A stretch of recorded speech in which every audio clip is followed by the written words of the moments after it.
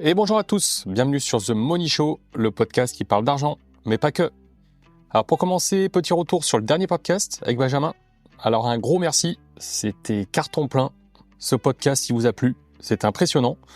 J'ai eu pas mal de messages sur les réseaux pour me dire que Benjamin, c'était quelqu'un qui était super inspirant. Notamment, j'ai eu Mickaël qui m'a contacté et qui, pour la petite info, est banquier, fait du locatif, il fait de la location courte durée, il fait un petit peu de marchand de biens.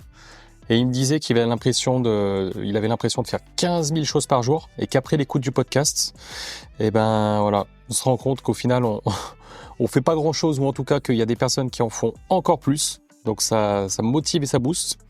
Et dans un sens, voilà ce que Mickaël disait, moi je trouve vrai, parce que les personnes qui font plus que nous ou qui ont plus que nous, je pense qu'on peut s'en inspirer pour s'améliorer, pour devenir une meilleure personne et aussi une meilleure version de nous-mêmes.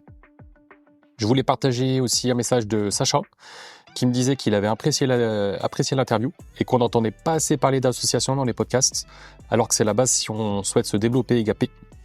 Donc vous ne serez pas déçus, vous allez voir, par la suite j'ai plusieurs invités qui sont associés pour se développer, donc j'espère que ça vous plaira. Merci pour vos commentaires et vos notes 5 étoiles. Maintenant on est à 13 notes sur Spotify et 15 notes sur Apple Podcast. Merci à MarieDVG03 pour son dernier commentaire. Merci également pour vos partages sur les réseaux. Je vous le répète, mais les notes, les commentaires, les partages, c'est ce qui me motive à continuer et à vous apporter de la valeur au travers des podcasts. Alors pour en revenir donc au podcast, le podcast du jour, on reçoit Alexandre. Je suis très content de l'avoir interviewé. Alexandre, il est agent IMO sur le secteur lyonnais et il commercialise des biens de qualité. Il est également investisseur immobilier et tout ça sans avoir obtenu son bac. Donc il a commencé sa carrière dans l'armée. Et au terme du premier contrat, qui a duré 5 ans, il a décidé de ne pas signer avec eux. Il avait un petit peu peur du regard des autres, de ses proches, car il quittait un boulot avec, entre guillemets, une carrière toute tracée, ou presque. Mais bon, il l'a fait quand même. Et suite à cela, il a décidé de reprendre ses études dans l'immobilier, parce que ça lui plaisait. Il a passé un CQP en négociation immobilière. Alors, je ne suis pas un spécialiste, mais il a passé CQP, je crois, car il n'avait pas le bac et que ça lui permet d'obtenir une équivalence Bac plus 2. Voilà, ça c'est, si j'ai bien compris, c'est ça. Et suite à cela, il a passé une licence, donc un Bac plus 3, et un master, Bac plus 5, en gestion de patrimoine. Tout ça afin de pouvoir aider ses clients, et aussi afin d'avoir une bonne base de connaissances en termes de fiscalité. C'est important, surtout en immobilier. Si on achète un bien sans se soucier de la fiscalité, même avec un bien rentable, il peut ne pas l'être, si derrière on se fait assassiner au niveau des impôts. Donc je trouve la démarche hyper intelligente et très complémentaire à l'immobilier. Donc encore une fois, bravo à Alex pour son parcours. Et pendant notre échange, on a parlé de son parcours d'agent immobilier. On a parlé de son parcours d'investisseur immobilier. Et pour la petite anecdote, il a commencé à investir dans des places de parking. Tout ça en étant au chômage et ensuite en étant étudiant. Donc ceux qui me disent, ceux qui ont plein de freins par rapport à l'immobilier, écoutez ce podcast, ça va vous booster. Je trouve qu'à l'époque, c'est toujours le cas, mais il était hyper déterminé, Alexandre. Il nous donne également des astuces pour être un bon agent immobilier, un agent de qualité. Et on va pas se mentir, c'est assez rare de nos jours, un bon agent immobilier. Il nous donne aussi quelques petites astuces pour être un bon vendeur, un bon commercial. Et même moi, après 11 ans de banque, donc 11 ans dans le domaine commercial, j'ai appris des choses. Donc merci encore à Alexandre pour ton passage dans le podcast. Et sur ce, je vous laisse avec l'épisode du jour qui, j'espère, vous plaira. Et bonjour à tous. Aujourd'hui, je reçois Alexandre dans le podcast. Alexandre qui, pour la petite anecdote, était un de mes clients à l'époque quand j'étais conseiller particulier. Donc ça fait quand même quelques années qu'on se connaît. Alors pour démarrer, Alexandre, j'aimerais qu'en 30 secondes, top chrono, tu nous dises qui tu es, quel âge as-tu et qu'est-ce que tu fais aujourd'hui. Très bien. Eh bien, bonjour à tous. Comme tu viens de le dire, je m'appelle Alexandre, gros chevalier. J'ai 26 ans et je suis aujourd'hui conseiller immobilier donc en transaction. Donc je m'occupe de la vente et l'achat de biens immobiliers sur le secteur de Lyon et plus particulièrement le quartier de Montchat, donc qui est un quartier de Lyon 3e à l'est. Ok. Je l'ai déjà fait moi dans des podcasts ou même dans des interventions. J'ai déjà fait la journée type d'un banquier. Ouais. Du coup, la journée type d'un agent IMO, qu'est-ce que c'est? T'arrives le matin, qu'est-ce que tu fais? Qu'est-ce que vous faites au long de la semaine? Est-ce qu'il y a une trame sur plusieurs jours, plusieurs semaines, plusieurs mois? Je suis curieux de savoir. Et je pense que les auditeurs sont aussi curieux de savoir. Ouais, exactement. Encore une fois, c'est une bonne question. Tu n'as que des bonnes questions de toute façon. Mais alors, nous, ce qu'il faut savoir, c'est que Victoria Immobilier, on est une équipe. C'est-à-dire que je ne suis pas tout seul à travailler, dans le sens où je ne vais pas te faire une journée type, mais plutôt une semaine type. Écoute, ce qu'il faut savoir, c'est que souvent, la semaine d'avant, je programme un peu tout mon planning pour la semaine d'après. Tu programmes ta semaine qui suit. Ouais, exactement. Okay. C'est-à-dire les visites. D'accord. Si j'ai des visites, je vais avoir ce qu'on appelle R1, R2. Donc le R1, c'est rendez-vous 1 pour l'estimation, et puis R2, c'est le rendez-vous 2 pour le rendu d'estimation, qui va se faire à l'agence. Et donc, ce que je vais faire, moi, c'est que je vais souvent beaucoup préparer mes rendez-vous. Je vais pas faire un tas de visites, un tas de R1 et un tas de R2. Je veux que chaque visite que je fasse, chaque R1 que je fais, ça soit qualitatif. Et tu as peut-être plus de taux de concrétisation aussi? Ah ouais, exactement, c'est ça. En fait, le but, c'est pas de faire 20 visites dans la semaine. Parce que si tu fais 20 visites, c'est que ou en tout cas que tu n'as pas d'offre après, c'est que tu as mal fait ton travail. Le but, c'est de faire peu de visites, mais de concrétiser. Et pour ça, il faut se préparer. C'est ce que je te disais. Donc, c'est-à-dire que avant une visite, par exemple, je vais me préparer, je sais pas, 20 minutes, une demi-heure avant. Je vais relire tout ce qu'on appelle nous le PDD. Donc le PDD, ça va être toutes les informations liées au bien. Je vais relire ce qu'on appelle l'argumentaire. L'argumentaire, c'est en fonction de tes motivations à l'achat, donc à l'acquéreur. Donc tu m'appelles, tu me dis oui bonjour, je suis Romain Juret, je suis investisseur, j'aimerais acheter ça. Donc moi je vais te poser tes questions, en même temps je vais noter ce que tu me dis. Et puis tout ce que tu vas me dire, après je vais croiser les infos avec mon PDD justement. Et donc je sais pas si j'entends que tu me dis des mots comme la sécurité c'est important, je veux du patrimoine, etc. Et bah tout ça, je vais le rallier au bien. Donc si le bien, par exemple, il a une porte, il a du verre Sécurex, il a une porte blindée 5 points, que l'emplacement il est génial, donc patrimonialement c'est très intéressant, et bah c'est ce que je vais finalement t'expliquer. C'est ce que je vais t'expliquer, et donc ça après ça marche sur tout. Donc la préparation c'est super important, c'est vraiment de comprendre, si tu veux, les besoins de ton client, et surtout son mode de vie. Donc ça, tu prépares beaucoup tes rendez-vous je prépare déjà dans l'organisation. Tu vois, par exemple, là, j'ai un rendez-vous 2, donc un R2 pour vendredi, et c'est un rendez-vous qui est important parce que c'est une maison d'architecte où je vais rendre l'estimation, et je pense que le prix qu'elle attend, la dame, il n'est pas aussi élevé qu'elle m'a dit. En parlant de chiffres, elle m'a dit que plus ou moins c'était 900 000 euros, et moi je pense qu'on l'a estimé autour de 750. Et donc c'est un dossier qui est intéressant parce que typiquement elle ne veut pas d'exclusivité, alors que je ne fonctionne qu'en exclusivité. Elle veut un petit peu son prix, et c'est une dame qui est assez intelligente et qui est très directive, donc profil un peu rouge. Et donc pour en revenir sur ce que je disais, vendredi j'ai mon rendez-vous, et donc avec l'équipe, je vais m'entraîner jeudi 1h30, enfin mercredi 1h30 et jeudi 1h30. Et donc là on va s'entraîner tous les 3, tous les 4, on va se faire les rendez-vous. Donc eux ils seront les clients avec le profil que j'aurais indiqué de la dame. Et puis après ils vont me faire que des objections sur je veux pas d'exclusivité, j'ai dit que je veux pas ça, et moi le but ça va être d'essayer de démonter ces arguments. Et après tu vois, par exemple, je sais qu'elle est je sais un petit peu ce qu'elle fait dans la vie, je connais un peu sa catégorie sociale, donc je vais croiser toutes ces informations pour pouvoir en fait traiter au mieux cette pensée qu'elle a. Voilà, comme l'exclusivité par exemple, ou ce genre de choses. Donc voilà, donc je prépare beaucoup mes rendez-vous. Et qu'est-ce que tu fais d'autre? Parce que du coup, je pense qu'aussi ça c'est propre à chaque agence. On reviendra sur... J'ai noté une petite question par rapport à ce que tu disais, c'était hyper intéressant. Mais du coup, voilà, tu prépares tes rendez-vous, et en fait tes rendez-vous, du coup, comment tu te les organises? Est-ce que tu Est-ce que tu appelles Le Bon Coin? Tu me l'as déjà dit, je le sais, mais voilà, c'est pour que nos auditeurs le sachent. Est-ce que toi, tu appelles Le Bon Coin? Est-ce que c'est des rendez-vous qui vous arrivent, je sais pas, par recommandation, le fait aussi que l'agence soit renommée? Enfin, est-ce que du coup, tu te prends des portes toute la journée? Alors, ça va en étonner plus d'un, et même moi ça m'étonne, mais je n'ai jamais fait de prospection. Okay. Je n'ai jamais fait ce qu'on appelle de pige, donc la pige téléphonique. Je n'ai jamais fait de porte-à-porte. Je n'ai jamais fait de flyers. Enfin, j'en ai fait un tout petit peu des flyers au tout début de mon alternance, mais je peux pas considérer ça comme de la prospection. Je peux considérer ça comme de la prospection, mais je peux pas dire que ça fait partie de mon quotidien. Je l'ai fait parce que on doit un peu le faire dans l'immobilier. En fait, aujourd'hui, on a assez de mandats rentrants pour pouvoir travailler énormément ces mandats. C'est-à-dire qu'on n'a pas besoin de faire de prospection, et je pense que ce qui va nous différencier un petit peu des autres agences, c'est la partie invisible, donc la partie qu'on voit pas. Et tu vois, tout à l'heure je te parlais d'argumentaire objectionnaire également, traitement des objections en amont de la visite, ce genre de choses. Et ben nous en fait on va travailler des heures et des heures sur chaque mandat rentré. On va amener, je sais pas, on va écouter si c'est un appartement qui est un peu bruyant, on va ramener un sonomètre pour calculer les décibels.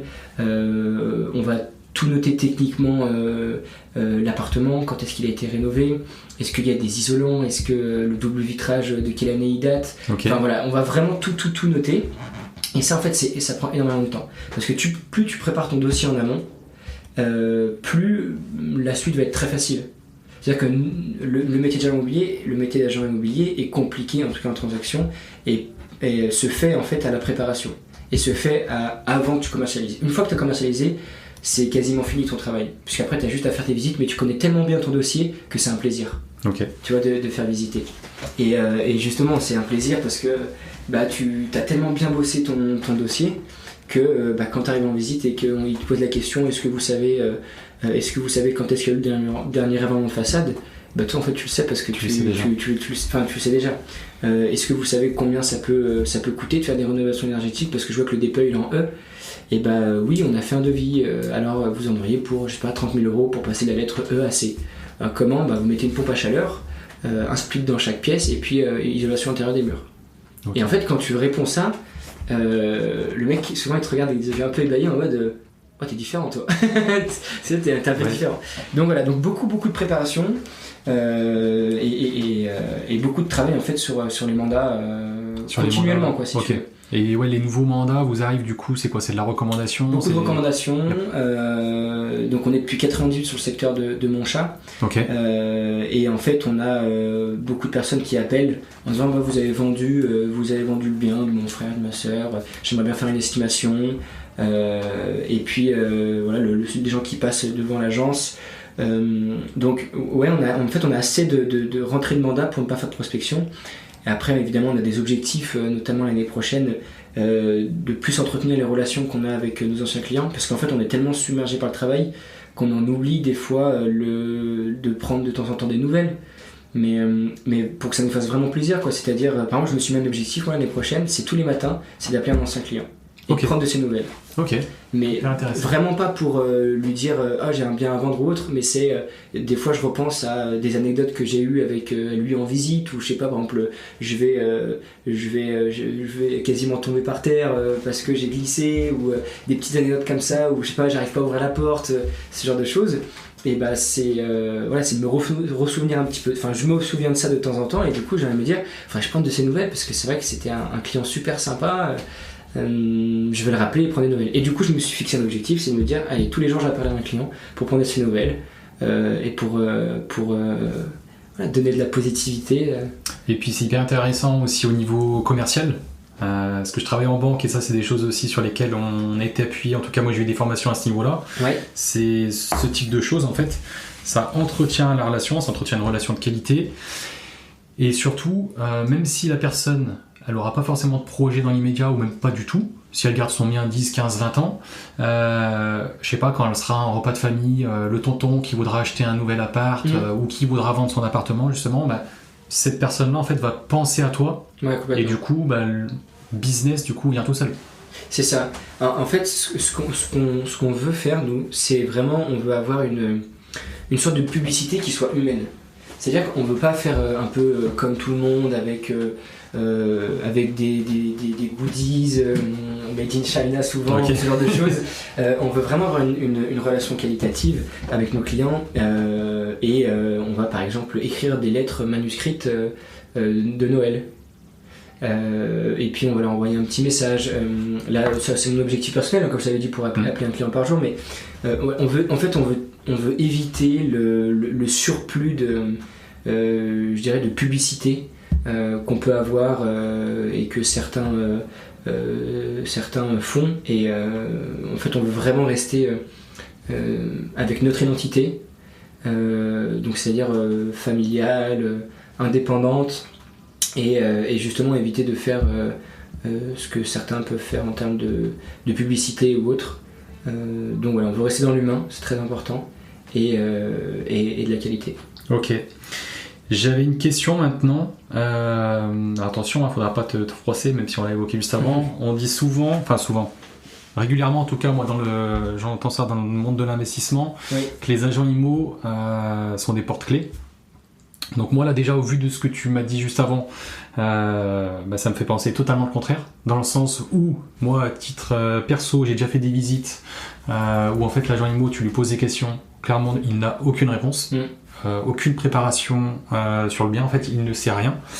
Toi tu disais que tu préparais beaucoup, que si on te pose une question sur la façade, sur la toiture, sur ci, sur ça, t'es directement là. Et du coup qu'est-ce que tu mets aussi en œuvre en plus au quotidien pour faire en sorte de ne pas avoir cette réputation de porte-clé et en fait d'être autre chose que quelqu'un qui fait des visites? Bien sûr. Alors, nous on dit ça, on appelle ça des ouvreurs de porte aussi. Ok. Parce que je te coupe vite fait, mais quand je te disais ça tout à l'heure, parce qu'on a mangé ensemble ce midi, tu me disais que tu me rejoignais aussi sur ce point de vue, exactement. Toi à titre perso. Ouais, exactement. En fait, je sais plus ou moins. J'ai pas de chiffres pour savoir si c'est vraiment une majorité qui travaille comme tu viens de le dire, mais je pense qu'il y a quand même une bonne partie en fait qui n'ont pas été formés. Et ce qui fait que ce sont des gens où on leur dit commission énorme, métier facile, tu prospectes, t'as des clients, t'as pas besoin d'avoir de discours, de toute façon t'ouvres et ça s'achète facilement. Et d'ailleurs là on remarque depuis quelques temps que depuis que le marché s'est un petit peu stagné, voire complètement baissé, c'est de plus en plus compliqué pour la majorité des conseillers immobiliers, donc je te parle de conseiller immobilier, c'est réseau de mandataires, agence immobilière, agence digitale, tout ça, et c'est beaucoup plus compliqué parce que là aujourd'hui il faut avoir un discours, une structure. Tu vois, il y a une chose qui est très intéressante, c'est que la dernière fois on a travaillé là-dessus, c'est aujourd'hui avec les taux qui sont alors pas si élevés que ça, mais qui grimpent et un prix de l'immobilier assez élevé, comment faire comprendre à l'acheteur que c'est bien encore d'acheter aujourd'hui. Tu vois. Et en fait, on a vraiment travaillé là-dessus. Et on a posé les chiffres, on a fait les calculs sur le temps, etc. Et le but, c'est de se dire, voilà, aujourd'hui, t'as un primo-accédant, son pouvoir d'achat, il a baissé, le prix du bien, il a baissé, mais pas en conséquence de sa perte de pouvoir d'achat. Comment tu lui expliques que, malgré le fait qu'il ait perdu, je sais pas moi, 40 000 euros au total de pouvoir d'achat, que c'est encore bien d'acheter, tu vois. Et tu travailles là-dessus et tu lui expliques. En fonction évidemment de son profil, en fonction de plein d'éléments. Mais voilà, alors ça c'était la petite aparté. Et après tu me disais par rapport à comment je me différencie, c'était ça. Qu'est-ce qui te différencie? Qu'est-ce qui fait que toi t'es pas juste un portrait? Alors déjà tu prépares énormément tes rendez-vous, t'es bien. Et qu'est-ce que tu mets en œuvre? Qu'est-ce que tu fais d'autre?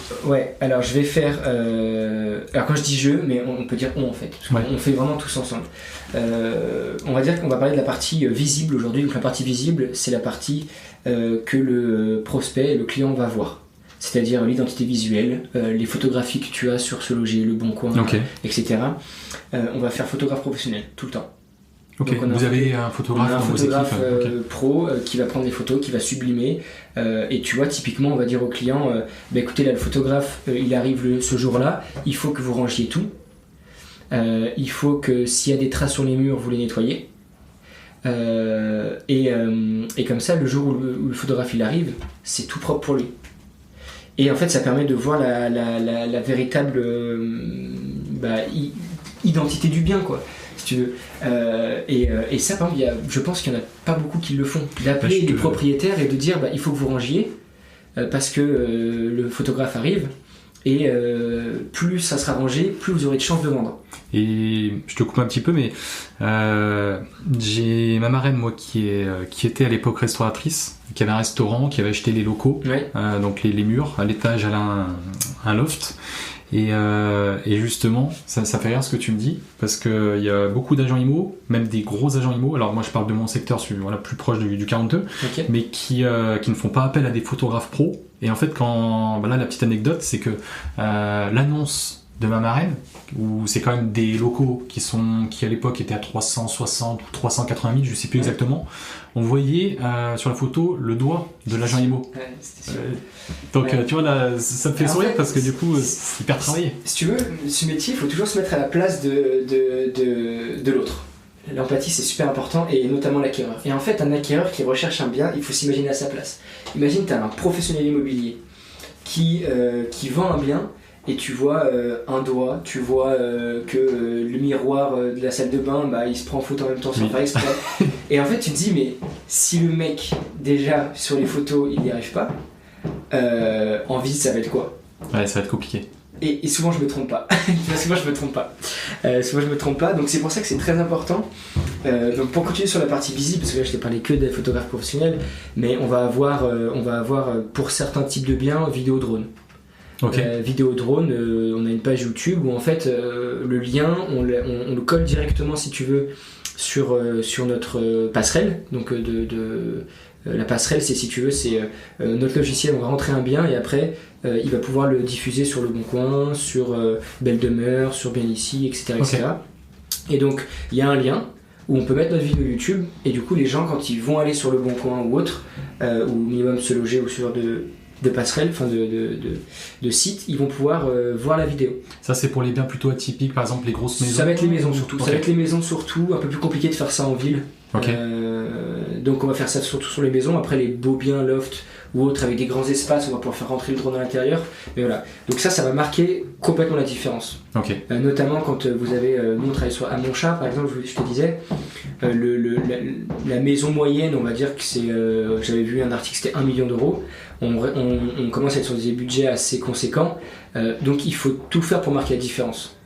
Et quand tu as le client qui a sa maison qui voit 1,4 million, il arrive à l'agence et que sur notre bel écran là-bas il voit une vidéo en 4K d'une maison qu'on a vendue juste à côté, lui il est content, il se dit c'est vraiment du boulot, là il y a du boulot. Okay. Tu vois, ouais, je vois très bien. donc il va y avoir ça. Après on va travailler, je te montrais la brochure tout à l'heure, la brochure qui est là, vous pouvez pas le voir parce que vous nous écoutez, mais en fait cette brochure là c'est un vrai livret.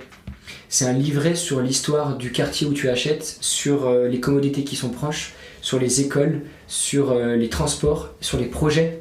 On va te faire des plans 2D, plans 3D. Si l'appartement a besoin de rénovation, on va te mettre un devis à l'intérieur. Okay. Si l'appartement a encore des rénovations, là on va te faire des rénovations virtuelles faites par des architectes. Comme ça par exemple, ça c'est une rénovation d'architecte. Okay. Et donc le but c'est vraiment que l'acquéreur ait confiance en nous, parce que tu vois ce que tu me dis là quand tu me dis le porteur de clés, etc. En fait du coup t'as aucune confiance en lui quand tu visites. C'est du coup le mec, si tu lui dis est-ce que je peux négocier, il dit il y a du monde dessus, jamais tu le crois. Ça, quel est l'état de la charpente, quand est-ce qu'elle a été vue la dernière fois? Elle est fonctionnelle. Oui, mais ça veut dire quoi? Moi, je veux une réponse. Voilà, exactement. Mais c'est exactement ça. Nous, c'est tout ce qu'on veut éviter. C'est de ne jamais dire je ne sais pas. Et donc voilà, c'est important de retravailler, de travailler, c'est bien comme on disait. Pour en revenir sur du coup le visible, en fait c'est tout ça quoi. C'est la brochure, le livret, ça va être les photos professionnelles, ça va être alors c'est assez bête ce que je vais dire, mais l'annonce. Oui, j'ai une autre anecdote à ce niveau-là. Je me suis mis en location avec ma chérie il y a quelques mois. Et en fait, elle était en location, donc elle avait un bail de 3 mois pour rendre son appartement. Et on a dit à l'agence tout simplement qu'elle rendait son appartement, qu'on louait quelque chose d'autre, que s'ils pouvaient relouer avant, c'était top. Et en fait, ils ont remis l'annonce déjà sur une seule plateforme. C'était leur site à eux, donc pas les grosses plateformes du style Se Loger, Le Bon Coin. Donc déjà, je trouvais que ça c'était une grosse erreur. Et quand j'ai lu l'annonce, mais un sketch. Donc déjà les photos c'était un sketch, il n'y avait pas beaucoup de photos. Chauffage au gaz, c'était écrit chauffage électrique alors que c'était chauffage au gaz. que des erreurs comme ça de A à Z. La surface était pas bonne, le loyer n'était pas bon.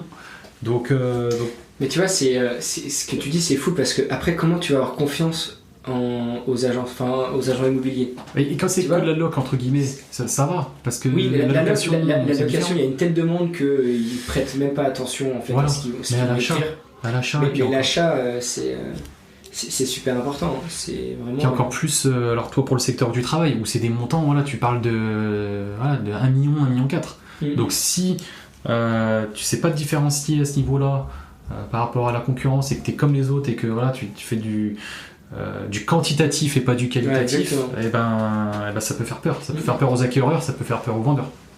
Après, chacun a sa stratégie. Oui. Nous, on a une stratégie de qualité. Certains ont des stratégies de quantité. Après, c'est pas qu'il y en a qui sont bien ou mauvais, c'est juste que après c'est ta vision de la vie, ta vision des choses et ta vision de ton travail.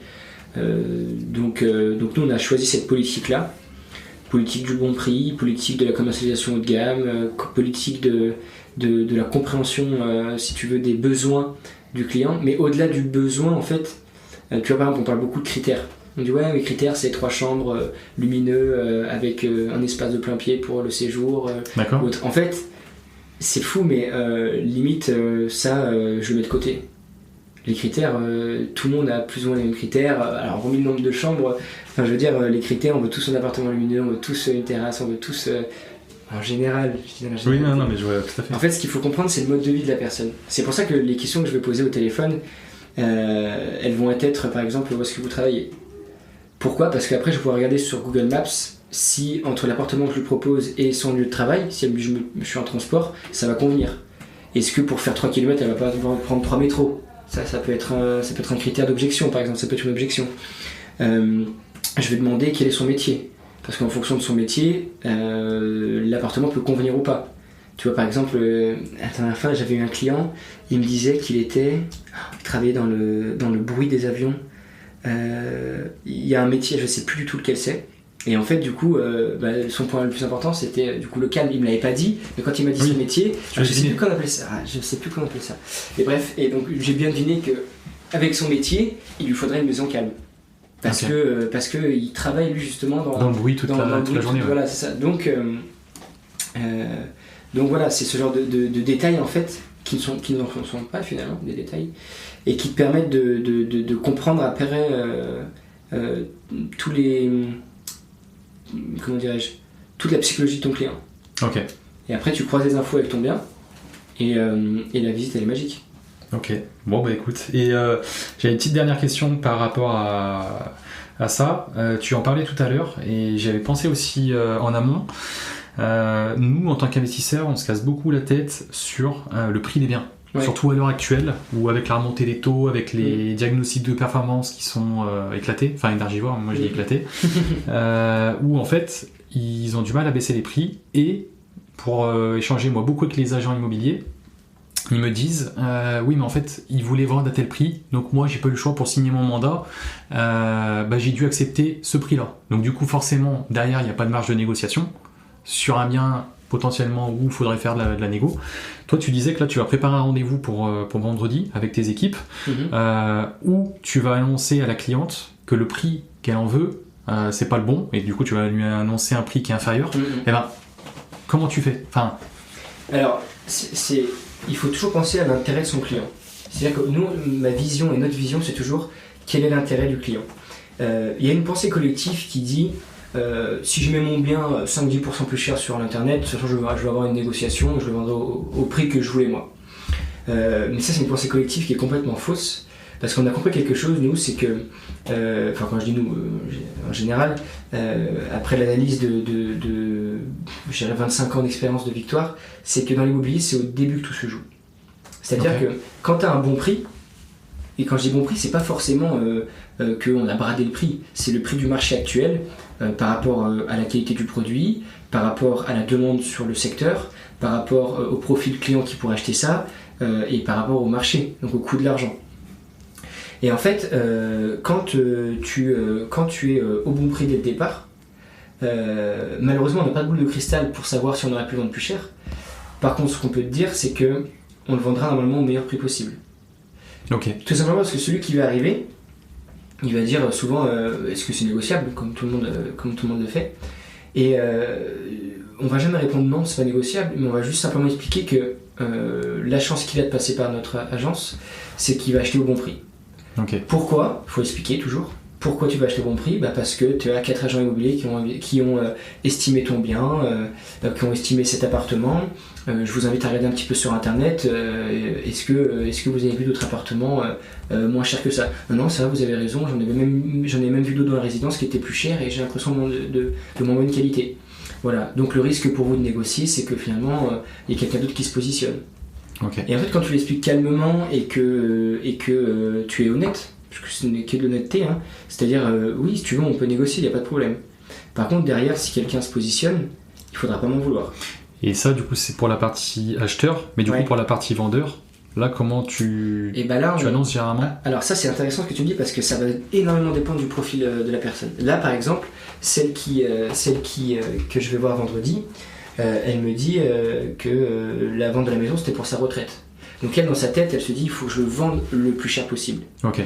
Et donc, ce qu'elle fait, comment elle estime sa maison, enfin je pense en tout cas, c'est donc des suppositions, mais c'est, j'ai besoin de temps pour ma retraite, donc je veux vendre tant. Ou alors le voisin peut-être a vendu temps, Voilà, post-Covid. Voilà, exactement, c'est ça.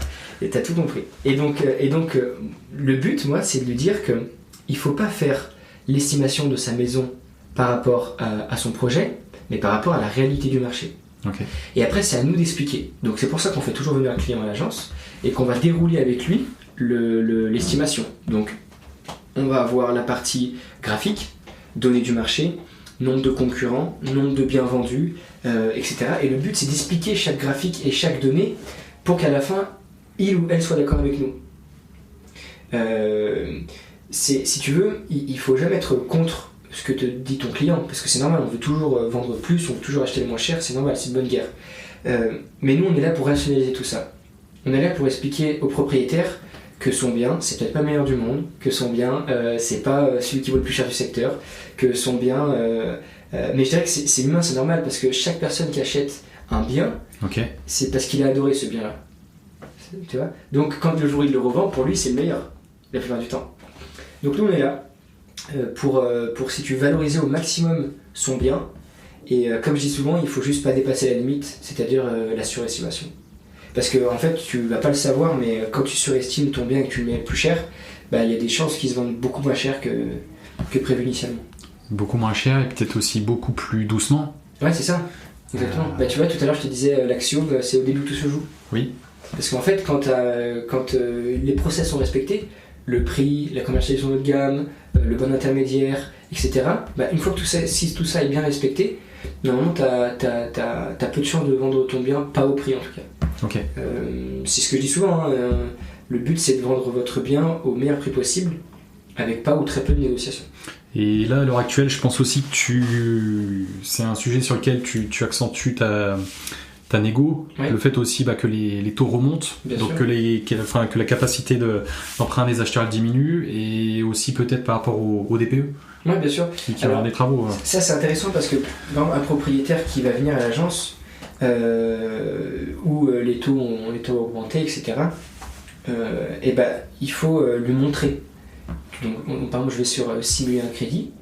Le prix de son bien, on va dire que c'est 500 000 euros. Je veux dire que la moyenne, si tu veux acheter un bien pour 500 000, tu as 200 000 euros d'apport. On va dire, on une moyenne. Hein. Et donc là, je veux dire, écoutez, regardez, il y a 18 mois, si vous empruntiez 300 000, puisque tu as 200 000 d'apport, si tu empruntais 300 000, si vous empruntiez 300 000, excusez-moi, voilà combien ça coûtait mensuellement, et voici avec les intérêts quel était le coût total du crédit. Et là, on le fait avec les taux d'aujourd'hui. Et en fait, on voit que tu as un écart qui est assez impressionnant au niveau de la mensualité, et surtout l'écart de des intérêts qui passe, je sais pas, de 50 000 à 300 000. Et donc, en fait, quand le propriétaire arrive et qu'il voit qu'il y a un gap de 250 000 euros de différence, il comprend beaucoup plus que si je lui dis les taux ont remonté. Tout le monde le sait que les taux ont remonté, mais il faut l'expliquer tout ça. C'est-à-dire que c'est à nous d'expliquer le pourquoi du comment.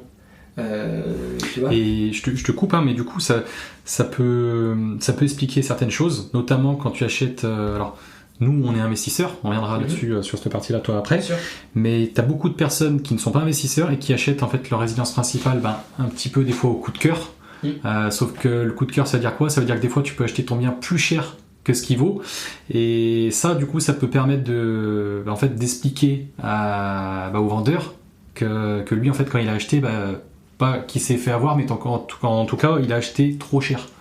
Ça peut expliquer. Ouais, bien sûr. Alors après, c'est l'immobilier, ça reste comment dirais-je, subjectif. La valeur d'un bien, en fonction de qui l'estime, ça peut aller peut-être pas du simple au double, mais des différences de 20-25%. Okay. Donc, d'ailleurs, c'est la raison pour laquelle, quand on fait une estimation dans notre agence, on la passe ce qu'on appelle en commission, donc tous les mardis matin et vendredis matin, pour la montrer aux autres membres de l'équipe pour valider le prix ensemble. Okay. Et en fait, ça permet deux choses. Ça permet, de garantir le prix, d'être sûr de ce que tu avances. Parce qu'après, si tu te trompes toi, parce que tu as eu un coup de cœur, tu parlais du coup de cœur tout à l'heure. Si toi tu as eu un coup de cœur et que tu estimes 100 000 euros de plus que les autres l'appartement, sur un bien à 500 000, tu l'estimes 600 000, parce que tu te dis, ouais, j'ai adoré l'appartement, je me sentais trop bien. Sauf que là tu prends pas en considération ce qu'il peut y avoir comme point négatif. Tu penses que en fait à toi si tu vivais dans cet appartement. Donc tu vas estimer 600 000 alors que c'est pas bon. Donc l'avantage de faire justement des réunions, c'est de se dire oula Alexandre par exemple, là je trouve que t'es allé un peu trop haut. Donc moi je me demandais pourquoi. Parce que rappelle-toi on a eu un appartement de ce type-là, rappelle-toi comme on a galéré un petit peu à vendre, donc tu voudrais baisser le prix. Donc ça c'est la première chose, ça va servir à garantir le prix pour le propriétaire. Et la deuxième chose c'est que ça va te rendre plus fort lorsque tu vas donner le prix. Parce que tu es sûr du prix. Et quand tu es convaincu que c'est le bon prix, personne ne peut t'arrêter. Ça c'est aussi des méthodes de vente, mais quand tu es convaincu, tu es convaincant. Oui c'est ça, exactement. Quand tu es convaincu, tu es convaincant, exactement. Et puis de toute façon, même si après il ne signe pas avec toi, il ou elle ne signe pas avec toi, c'est pas grave parce que tu auras fait ton travail, tu auras été honnête. Oui, ok. Et au pire des cas, il reviendra vers toi. Franchement, ça m'arrive beaucoup en ce moment d'avoir des clients où j'ai estimé il y a 7-8 mois, voire un peu plus, qui à l'époque m'ont dit mais vous êtes le moins cher de tout ce que vous avez, de tous mes confrères. Alors je sais que vous avez un discours qui est peut-être un peu plus évolué que les autres, mais par contre moi j'y crois pas à votre prix. Et là ils reviennent vers toi parce que du coup leurs biens se vendent pas forcément. Donc voilà, donc s'ils reviennent, c'est parce que ils ont compris qu'en fait j'étais là pour leur bien. Puis ils ont compris aussi qu'Alexandre n'était pas un porte-clés. Exactement, ils ont compris que je n'étais pas un porte-clés. Exactement, moi, j'espère pas. Ok. Et j'aimerais que tu... voilà, pour terminer cette partie, donc agent IMO, donc là aujourd'hui tu travailles au sein d'une agence, sauf que toi tu es à ton compte. Enfin, du coup, est-ce que tu peux nous expliquer, donc tu es en SASU, c'est ça ? C'est ça, exactement. T'es en SASU, mais du coup, comment ça se passe, les coms, etc. Enfin, sans forcément rentrer dans les chiffres, parce que je sais pas si tu as le droit d'en parler, mais, non, mais comment ça se passe ? Ça nous dérange pas du tout.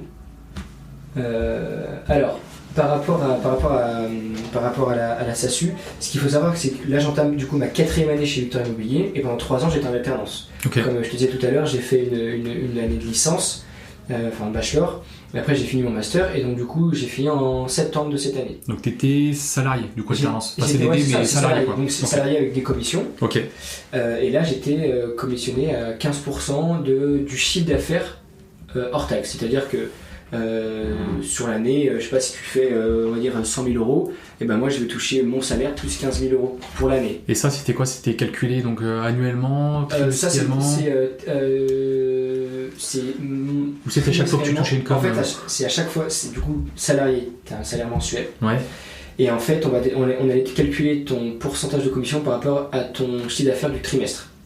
Ok. D'accord. Je crois que c'est souvent ça. Alors après, encore une fois, chaque agence a sa politique. Ouais, mais toi, ça marchait comme ça. Mais nous, ça marchait comme ça. C'est-à-dire, sur le trimestre, tu faisais tant. Est-ce que tu avais débloqué, quel pourcentage tu avais débloqué ? Étant donné que j'étais alternant, moi, c'était 15% maximum. Et dès que je faisais 20 000 euros de chiffre d'affaires sur le trimestre, ce qui est assez facile à faire, et tu avais 15%. Okay. Ce qui fait qu'en alternant, je gagnais plutôt bien ma vie. et donc j'ai ma directrice Noémie qui m'a proposé soit le salariat, soit du coup l'indépendant. Donc j'ai longuement hésité, parce que la sécurité du salariat c'est quand même bien, et puis de se dire que de toute façon tu as ton salaire plus après des commissions qui tombent, bon c'est hyper rassurant. Mais du coup je n'ai pas choisi ça. Pourquoi tu as choisi du coup la... Pourquoi j'ai choisi pour me surpasser justement, et en fait me dire si tu travailles pas Alex t'as pas d'argent. Et ça je trouve que ça marche bien avec mon type de profil. Ça va pas convenir à tout le monde, ça va pas convenir à tout le monde, mais je sais que ça va me motiver de mon côté. Ça va me motiver parce que j'ai un mode de vie où qui coûte un peu d'argent en tout cas, quand j'ai un petit peu d'argent, on n'est pas sur des astronomiques. Oui, on n'est pas sur 10 000 € par mois. Voilà, non, pas du tout. Mais j'aime bien partir en vacances, j'aime bien partir au ski, j'aime bien manger au restaurant, etc. Et donc tout ça c'est quand même des petites dépenses. J'ai envie de garder ce confort de vie. Ok. Et donc si je me mets salarié, oui, ça va être, je vais pouvoir continuer, mais jusque dans une certaine mesure. Exactement, jusque dans une certaine mesure. Et puis, mais ça se trouve, je dis ça, dans 10 ans, je vais être salarié. Hein. On ne sait pas. Hein. Oui, mais c'est ton envie. Aujourd'hui, voilà, je me suis dit, c'est quoi indépendant, c'est bien parce que ça me permet de me surpasser et de me dire que si je fais mon travail, si je fais mal mon travail, derrière je pourrais pas subvenir à mes besoins, et donc je vais être obligé de bien travailler. Ok. Donc c'est ce qui m'a motivé. Et après j'avais le choix entre plusieurs statuts, j'avais l'auto-entrepreneur, mais je dépassais déjà les 72 000 de chiffre d'affaires annuel, et donc je le choix entre une EURL et une SASU. Et j'ai pris justement, alors SASU, ouais. ça dépend qui prononce, mais parce qu'il y a le côté salarié. Et donc en fait je vais être salarié de ma boîte. Ouais, parce que là pour faire simple, en fait tu vas toucher donc le chômage. Ouais, c'est quoi, c'est l'AR ou l'ACRE? On est deux, alors l'AR c'est l'aide retour à l'emploi, et l'ACRE c'est l'aide aux créateurs et repreneurs d'entreprise. l'ACRE alors donc moi je touche l'ARE, donc l'aide au retour à l'emploi. Voilà. Pendant 1 an et demi, et du coup toutes les commissions que je perçois aujourd'hui, si tu veux, je les mets sur ma société. Donc la SASU Alexandre Gros Chevalier. Qui elle va faire de la trésor, et voilà, quand tu vas commencer à te verser des salaires, quand du coup t'auras pas, là ça me fait penser, t'auras pas forcément la pression de ce mois-ci je dois absolument me payer, mais ça va être compliqué parce que la vente se fait dans 2 semaines, du coup je vais pas toucher avant 2 semaines. Là en fait t'auras ta trésor de base, et du coup tu vas pouvoir faire tes chiffres tranquillement, sans pression. Merci la France pour ça. Mais non, mais c'est vrai qu'il faut le dire, c'est parce que j'ai réussi en fait à cumuler, tu vois on parlait de salaire etc tout à l'heure, finalement le fait de percevoir Pôle emploi, les aides retour à l'emploi, ça me permet quand même de payer au minimum mes charges fixes, tu vois. Ouais. Oui, ton loyer, ouais, c'est ça, quand je dis charges fixes, c'est loyer, c'est tout ça. Donc oui, il y a certains pays où tu peux pas faire ça. Donc effectivement, j'ai une certaine sécurité avec Pôle emploi. Tu vois, par exemple, je sais pas si je n'avais pas eu Pôle emploi, imagine, je ne sais pas si j'aurais tout de suite fait l'entrepreneuriat. Ouais, tu aurais peut-être opté pour l'option salariée pendant 2-3 ans, cumuler du coup un peu d'argent, accumuler un peu d'argent, et une fois que j'aurai une trésorerie assez importante pour pouvoir vivre pendant 6 mois, 1 an sans revenu, là j'aurais peut-être fait. Mais du coup c'est grâce finalement à l'aide Pôle emploi que j'ai pu créer un petit peu ma société. Ok, bon écoute, hyper intéressant. Ouais, complètement. Et maintenant on pourra terminer donc cette partie sur on va dire sur ta carrière. On va parler de ta carrière d'investisseur, pour laquelle moi je t'ai accompagné au tout début. Alors juste pour info, j'accompagnais à l'époque Alexandre, je l'accompagnais, il était étudiant. Et donc il va vous le dire, mais du coup, il va vous parler de ses différents investissements. Mais je l'accompagnais quand il était étudiant, et on faisait des prêts étudiants pour financer ses investissements. C'est ça, exactement. Donc est-ce que tu veux nous dire, du coup, déjà, dans quel support tu investis, quel type de bien tu investis, et puis rapidement, nous dire ce que tu as comme patrimoine aujourd'hui, les prix d'achat, éventuellement les loyers, etc. Et puis ta stratégie, on en parlait ce midi au restaurant, où toi tu as une stratégie différente de certains investisseurs, où il y a des investisseurs, ils vont préférer en fait le cash flow, donc en fait avoir des petites mensualités et gagner plus d'argent. Toi tu as une stratégie qui est différente. Donc déjà, ce que tu veux nous parler de tes biens. Ouais, carrément. Écoute, oui, effectivement, Romain m'avait gracieusement, non, je ne compte pas gracieusement, mais m'a fait mon premier investissement. Donc ça, c'était juste après que j'ai quitté l'armée. Donc c'était en 2019, je crois. Et du coup, j'ai acheté une place de parking à Tassin-les-Lunes, à côté de l'horloge. Alors à l'époque, je l'avais payé 8500 €. Ouais. Et petite anecdote, il y a mon voisin qui a vendu celle à côté de moi. Aujourd'hui, il l'a vendu il y a 3-4 mois. Il l'a mis à 14 000 €. Il a reçu 2 offres au prix et une suroffre, exactement, à 15 000. Donc pas x2 mais quasi quoi. Ouais, c'est ça, t'as okay. un bon 70-80%. Donc une première place de parking, 500 qui se loue combien? 8500. Alors au début je la louais 50 €. Et en fait, j'ai compris quelque chose, c'est que puisqu'on était au cœur de Tassin-les-Lunes, je vais aller voir les commerces. Et les commerces, ils peuvent faire passer ça sur les charges. Donc tu peux augmenter le loyer.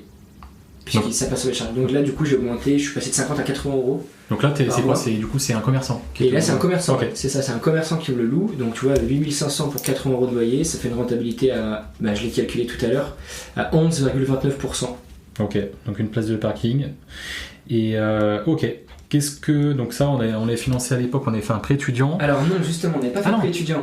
Les prêts étudiants, c'était après. Là, le premier, c'était un prêt travaux. J'ai re-regardé la dernière fois là, parce que comme je t'expliquais, je suis en train de changer de mensualité. Un prêt travaux à l'époque à 3,56, c'était AEG. Ouais.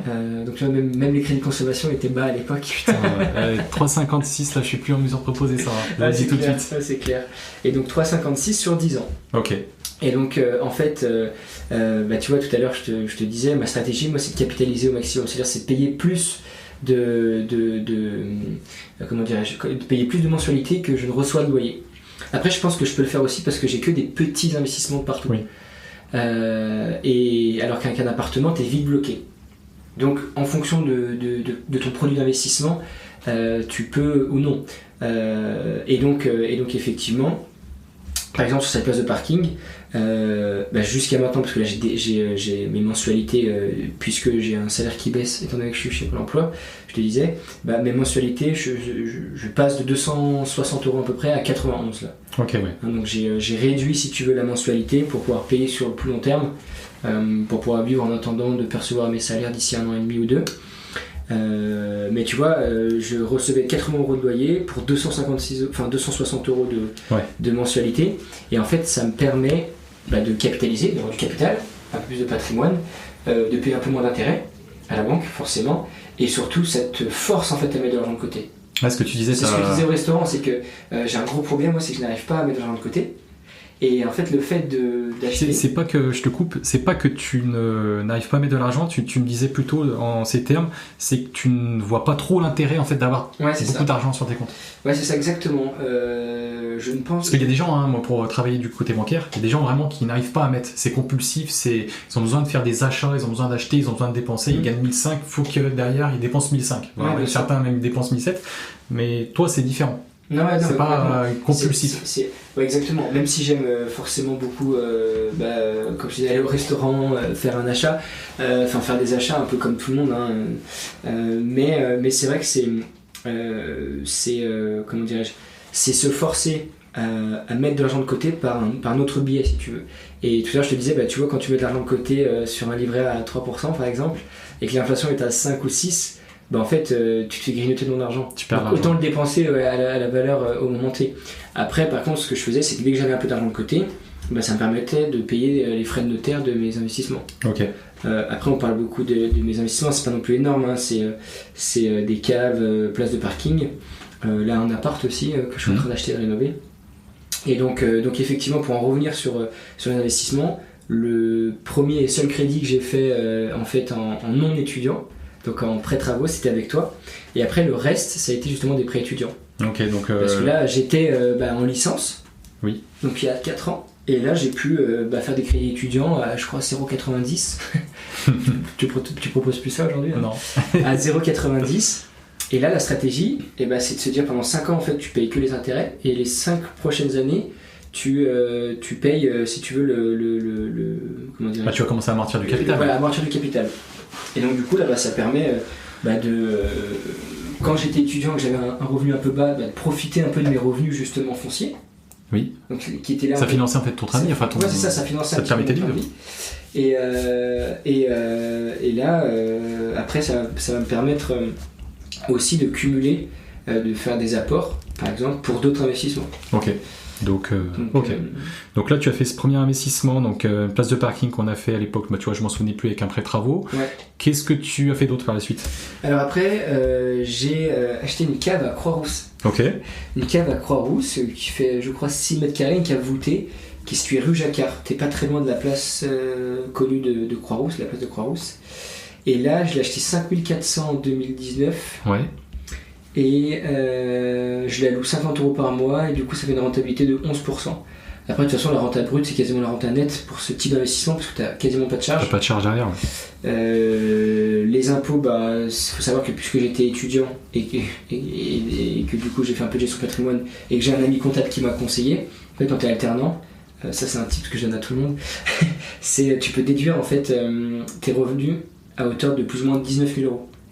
Okay. C'est-à-dire que si par exemple t'es un étudiant alternant, que t'es à 100% du SMIC parce que t'as plus de 26 ans, du coup t'es à 1700-1800 € par mois, tu vas peut-être payer un peu d'impôts, et du coup non, il faut absolument que tu dises que tu es alternant et que du coup tu déduis. Alors chaque année ça change, la tranche l'année c'était 18 500, et que l'inflation c'est à 19 000 et ça a tendance à augmenter, ouais, ok. Donc ça c'est super important, donc du coup je payais pas d'impôts là-dessus, et en fait t'as très très peu de charges, très peu d'entretien. Oui, de toute façon, c'est des places de parking ou des caves, c'est vrai que... Donc, après, c'est des rentabilités qui sont assez élevées, mais c'est des investissements qui sont bas en termes de coûts. Tu vois, la cave 5400, après, pour le troisième... Ouais, le troisième. J'ai acheté 3 caves à un promoteur à Lyon 8, ouais. Et là, ça, c'est le meilleur placement que j'ai fait, parce que j'ai acheté 3 000 € la cave, donc 9 000 € total, okay. Les 3 caves. Et si tu veux, c'est des caves où c'est ultra sécurisé, parce que tu as une porte sas d'accès où il n'y a que 2 personnes qui ont la clé, c'est-à-dire un voisin et moi. Ok. Et parce qu'il n'y a que 4 caves. Okay. Et en fait, cette cave-là, tu peux y aller en ascenseur, tu peux y aller à pied et tu peux y aller en voiture. Okay. Et donc, encore une fois, c'est un marché de niche, les caves. Mais c'est des rentabilités qui sont impressionnantes. Parce que là, du coup, les 3 caves, tu as payé 9 000, elles sont louées combien là, à l'heure actuelle? Alors, justement, initialement, j'y croyais pas trop. Enfin, j'y croyais pas trop. Si, j'y croyais, mais je me disais, bon, je vais mettre à 30 €, parce que si je mets 30 €, ça me fait une rentabilité à 12%, c'est déjà bien. Je l'ai mis à 30 €, les 3 caves, donc 30 € par cave, parce que j'en avais 3 au même endroit. Et j'ai été rafalé de mails et de messages et d'appels en un week-end.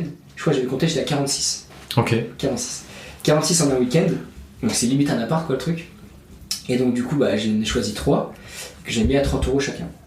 Et au bout de un an et demi, il y en a un qui est parti, et j'ai dit bon écoute, 30 €, j'ai eu tellement de demandes que de toute façon il n'y a pas d'encadrement des loyers, il n'y a pas tout ça, et je vais mettre à 35. Je me suis mis à 35, rebelote. Énormément de monde. Et donc du coup je me suis dit mais en fait ça s'arrête quand? Et du coup il y en a le 3e qui est parti, et là j'ai mis à 45 €. Et pareil, je te promets, c'est parti, rebelote. Et c'est parti hyper vite. Et donc là j'en ai une en fait à 30. Et les autres, une à 35 et une à 45. Et la prochaine 50 du coup. La prochaine, en fait c'est ça, c'est que tu vois, je me dis 50, mais ça se trouve si je le mets à 55. Et tu veux pas essayer, je sais pas, 65, 70? Essayer quelques semaines, supprimer l'annonce? Ouais, je vais essayer, je vais essayer. Après il faut voir.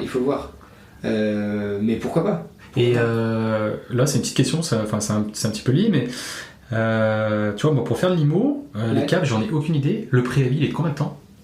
En fait, ce qu'il faut comprendre, c'est que place de parking, cave ou toute autre annexe qui n'est pas de l'habitation, c'est le bail civil. Donc le bail civil n'est pas régi par la loi Hoguet ou ce genre de choses, ce qui fait que tu mets ce que tu veux dans ton bail. Par exemple, si toi Romain tu veux une cave à louer 50 € par mois, et ça va être, je vais mettre mes termes, le propriétaire il va mettre ses termes. Si le locataire n'est pas d'accord, il le dit avant la signature du bail. Donc si tu dis préavis d'une semaine, et puis tout moyen de communication sera accepté. Alors, c'est ce que je fais moi, une cave, je vais pas commencer à dire tu m'envoies une lettre recommandée. Tu passes un coup de fil j'écris SMS, appel, mail, tout ce que vous voulez, vous me prévenez quelques jours à l'avance comme quoi vous souhaitez partir, et puis pareil pour moi. Donc c'est le bail civil, tu mets vraiment ce que tu veux à l'intérieur. Ok, et donc pas de soucis. Et ça on avait fait, c'était quoi? C'était pré-étudiant aussi? Alors pré-étudiant, pareil, je crois entre 0,90 et 1 avec l'assurance. Et il y en a même la cave de Croix-Rousse, et j'avais emprunté, mais je crois qu'elle était partie de la Banque Populaire. J'avais emprunté 5 000 € gratuitement. J'étais passé pro. T'étais passé pro. Et en fait, c'était Claudia qui m'avait dit là, on a une offre en ce moment, c'est je sais pas, coup de pouce pour les étudiants ou autre.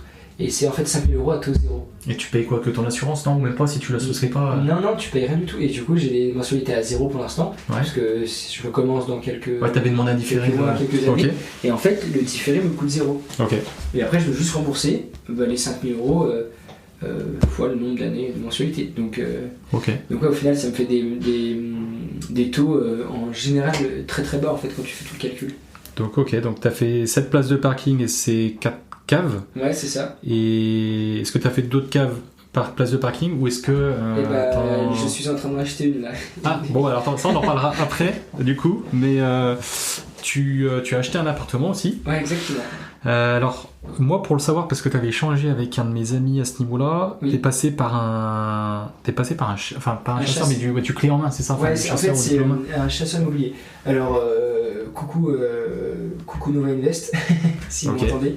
En fait oui, j'ai une amie dans la classe qui travaillait je ne sais plus si elle travaille là-bas, chez Nova Invest. Et en fait ça m'avait beaucoup plu leur façon de voir les choses, parce qu'ils disaient écoute, en fonction de ton budget, nous on va tout faire pour toi, on va rechercher le bien, on va faire les visites, on va le négocier au meilleur prix, après on va te le rénover et on va te trouver ton locataire. Moi il faut savoir que la partie rénovation du coup c'est moi qui l'ai faite. Mais je trouve que le concept est quand même assez cool. Je pense pas qu'ils l'aient créé, mais ce qui est bien, c'est qu'ils prennent tout le budget. Et en fait, on savait que faire des crédits étudiants à 50 000 €, on pouvait le faire pour tous ceux qui étaient dans la classe. Et donc du coup, elle était là-dedans et elle avait fait son investissement avec Nova Invest. J'avais une connaissance de Victoire d'ailleurs, une ancienne collaboratrice qui était passée également quand elle était étudiante par Nova Invest. Et du coup un jour je l'avais appelé, je lui avais dit écoute, je vais faire un crédit à la banque, crédit étudiant de 50 000 encore, et vas-y, je te laisse faire. Même si moi c'est mon métier, donc j'aurais très bien pu le faire, mais en fait je trouve ça cool de faire travailler ceux que tu connais. C'est pas le petit effort de quelques centaines voire milliers d'euros que tu vas faire, qui, sur ton investissement immobilier en tout cas, qui va te changer la vie. D'autant plus que tu vois, l'appartement que j'ai acheté, elle était affichée à 36 000 et elle me l'a négocié à 30 000. Pourquoi? Parce qu'elle avait plusieurs clients qui achetaient dans cet immeuble. Donc elle a pu négocier en paiement comptant. Et donc là, elle a pu négocier en masse. Donc tu vois, en fait, l'avantage, et moi je crois que je l'ai payé 4 400. Et donc au final, affiché à 36, acheté à 30. Elle est avec ses honoraires, je suis à 34 000 et quelques. Mais au final, ça fait toujours 2 000 € d'économiser par rapport au prix de 36 000. Et puis aussi, elle était sur... je sais pas si tu voudras citer la ville, mais elle était sur un autre secteur duquel toi tu habites, qui est plutôt cher, parce que des biens de ce prix-là, sur Lyon, tu me diras si je me trompe, mais tu trouves pas des biens à 36 000 € sur Lyon. C'est clair. Donc voilà, t'es parti tu aussi peux trouver une place de parking. Ouais, voilà. Donc t'es parti aussi, je pense que c'était volontaire, mais pour pouvoir acheter un appartement, mais t'es parti du coup sur une ville qui coûte moins cher. Bien sûr. Ok.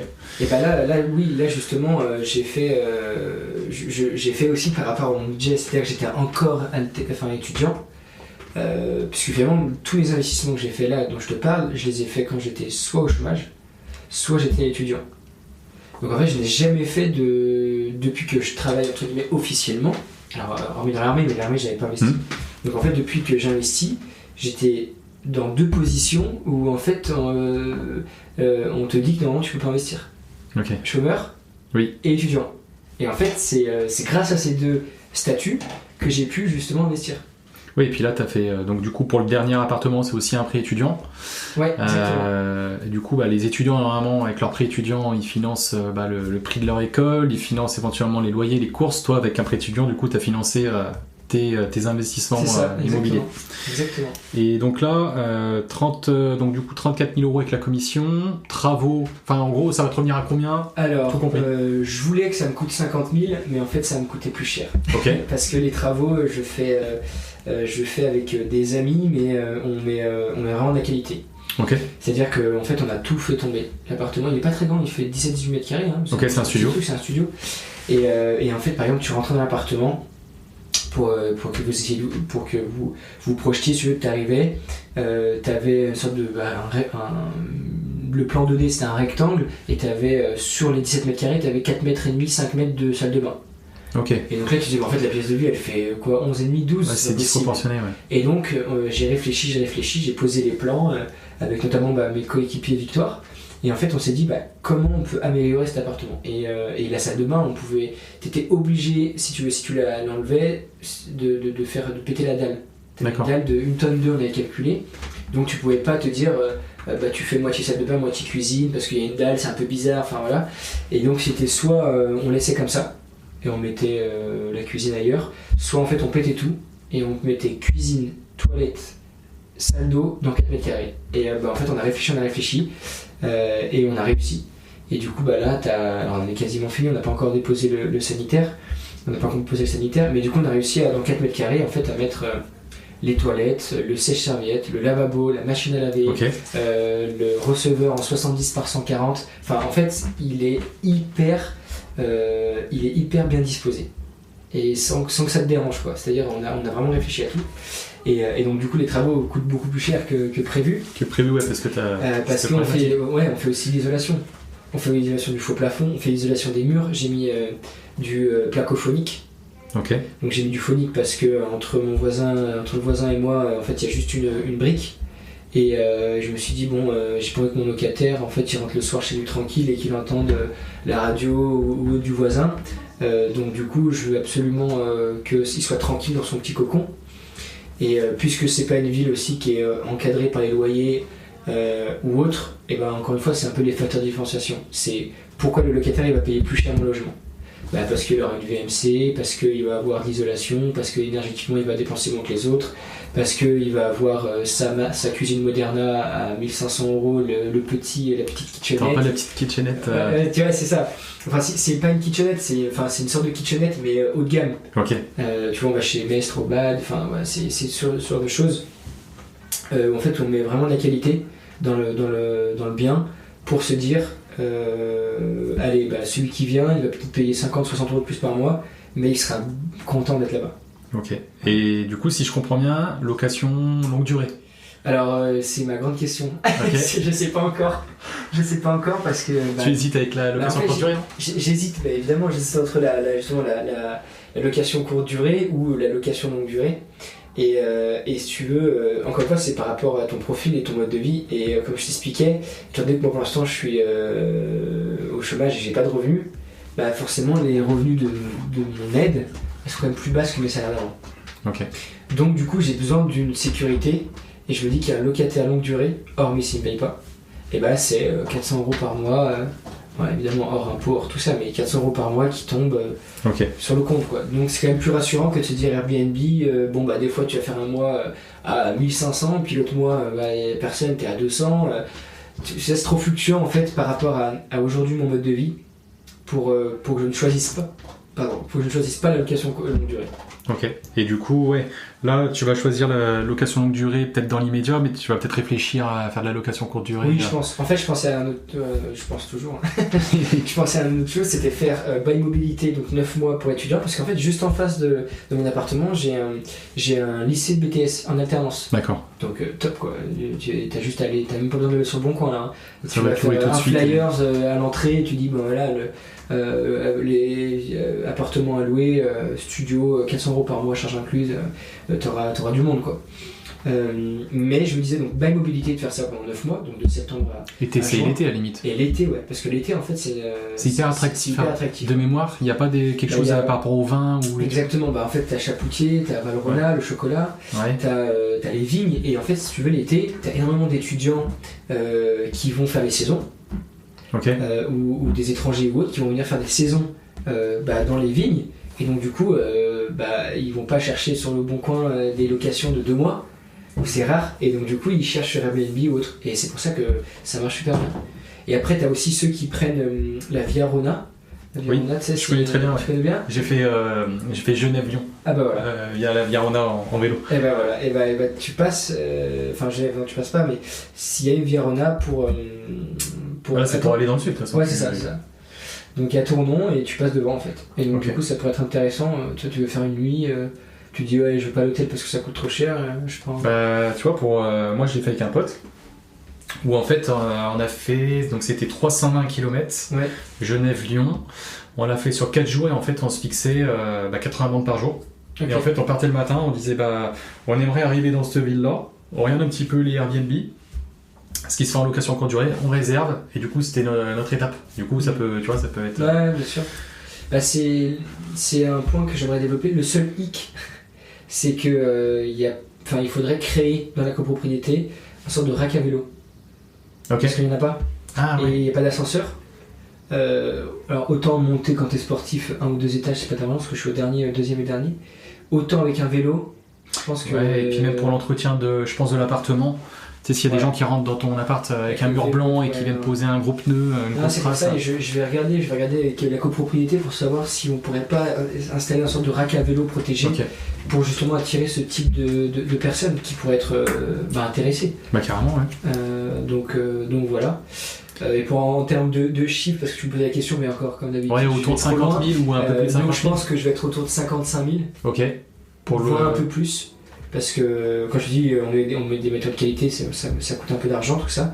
Donc autour de 55 000 et location va être, si je le mets en location longue durée, j'espère entre 380 et 420 en gros, hors charge pour le studio, meublé évidemment. Et donc la rentabilité, alors je l'ai calculé tout à l'heure, c'est bien que tu m'aies demandé de faire ça parce que du coup je ne calculais jamais mes rentabilités et je serais autour de 10%. Ok. Autour de 10%, tu vois. Donc voilà. Bon bah écoute, top. Et là tu parlais du coup d'un nouveau projet en cours. Nouveau projet. En plus c'est marrant parce que j'avais appelé Claudia pour lui dire que j'avais pas pris le salarié et que j'avais pris l'entreprise, que j'allais créer ma SASU.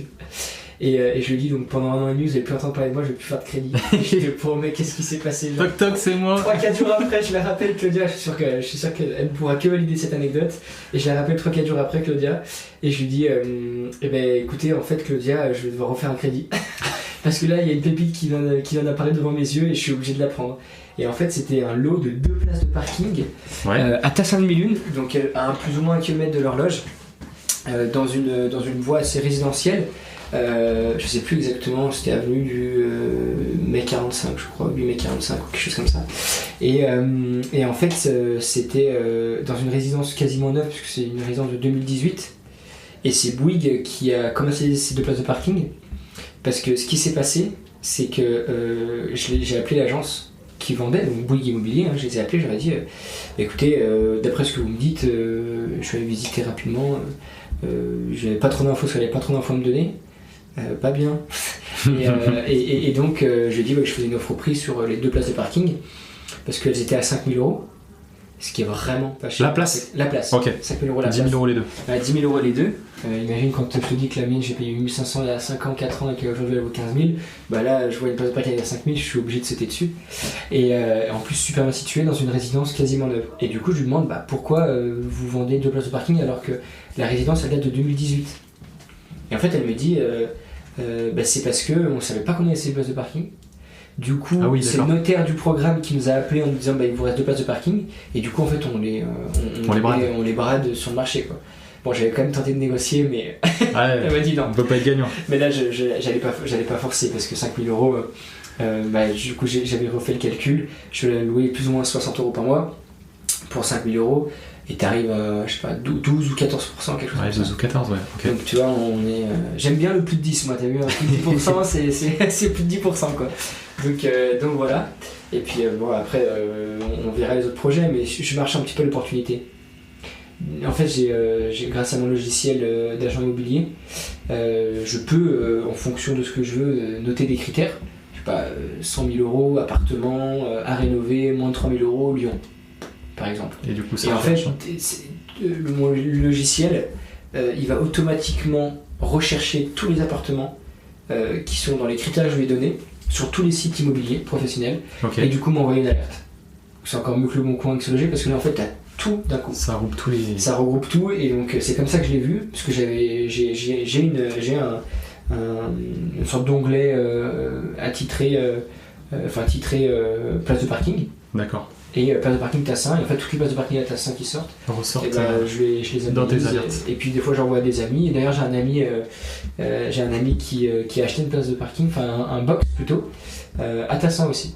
Ah, c'est marrant. donc voilà.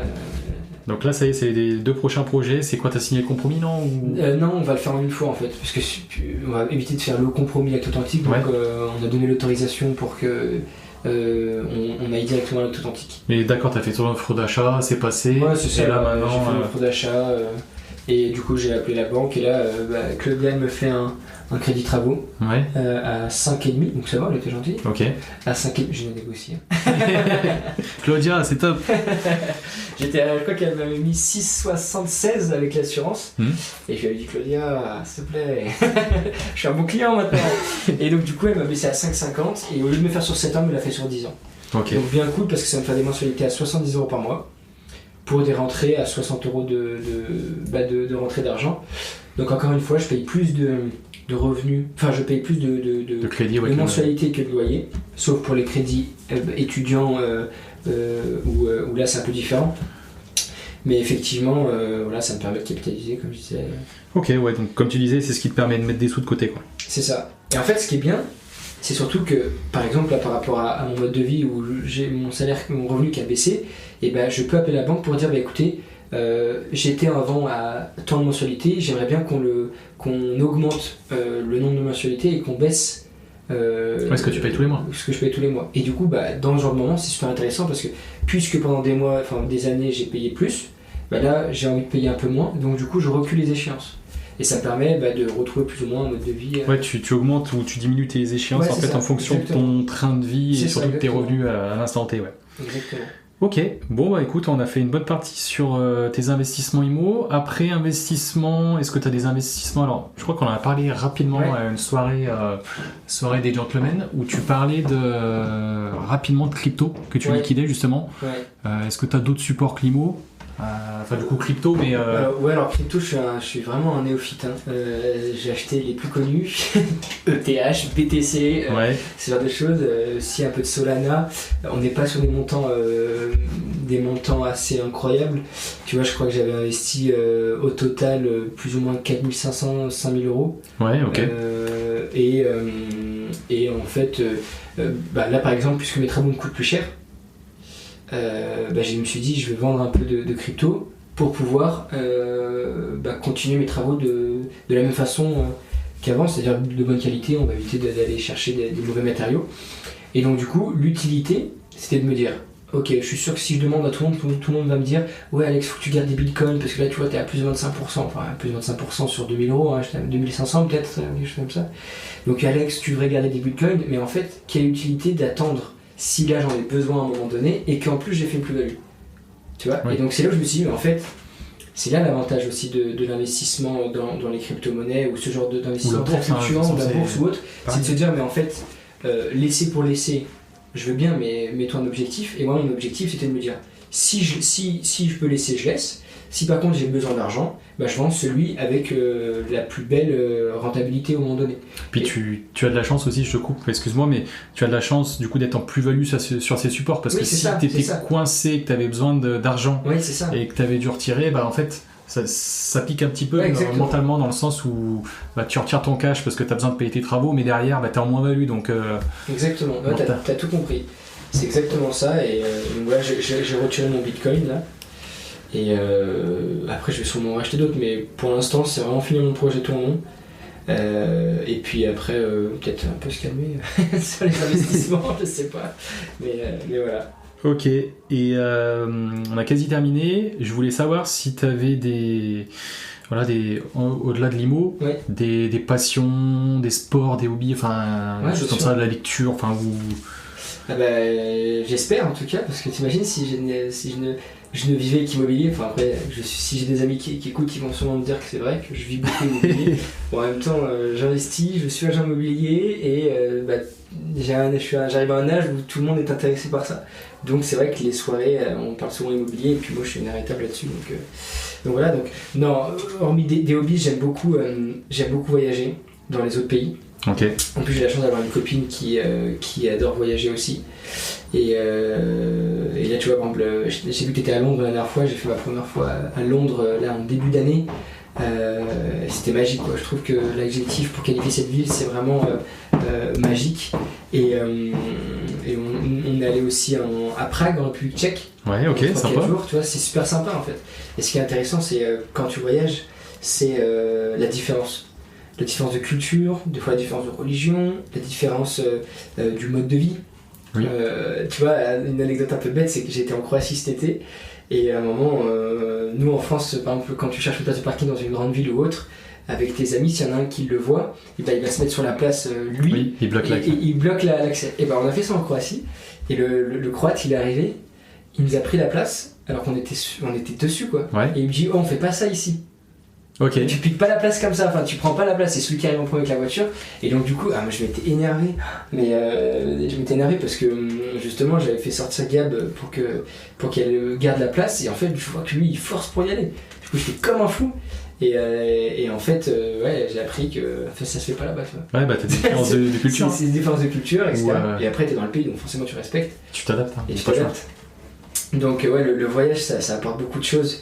Et donc l'ouverture d'esprit, la culture, l'histoire aussi, chaque pays a son histoire, je trouve ça génial. Donc vraiment le voyage c'est vraiment un top 1 je pense. Après en termes de sport, je suis un peu irrégulier là-dessus. Hein. Okay. Je suis très irrégulier. Tu vois, il y a pas longtemps je me suis dit je vais courir tous les dimanches. Et là ça fait 2 semaines que je suis pas allé. Parce que je me réveille, que j'ai un peu trop mal à la tête. Ah, t'as fait la fête des samedis. Ouais, exactement. Et donc, alors qu'à un moment je le fais ça, même si j'ai un peu mal à la tête ou autre, je le fais. Mais là c'est vrai que ça fait 2 semaines que je le fais pas, mais je vous jure que je vais le faire ce dimanche. Je vais y aller. Après le ski, j'adore ça aussi. J'adore ça. En plus j'ai pas mal d'amis qui en font, donc du coup ça te motive à y aller. Et en ce moment, ma dynamique, depuis quelques semaines, c'est faire des pompes tous les matins. Ok, je m'oblige à le faire. Donc en vrai, j'en fais pas beaucoup, hein. J'en fais entre 20 et 40. Ouais, mais dès que je me réveille, je me dis allez, je fais mes 20 pompes. Après, prendre un petit déj ou autre, et je refais 20 pompes et je vais prendre la douche. Ah, sympa. Ouais, et en vrai, c'est bien parce que ça te permet une certaine, justement, une régularité. Régularité. Et puis il y en a, je pense, qui font de la méditation, il y en a qui font il y en a qui ont de la routine, leur morning routine. Je dirais pas que j'en ai parce que c'est pas le cas du tout. Tu vois, je te disais, je commence à 9h, je me lève à 8h15. Mais voilà, faire 20 pompes direct en se levant, je trouve que c'est un certain premier objectif qui est fait. Comme faire son lit, c'est très important. Faire son lit, c'est réussir le premier objectif de cette journée.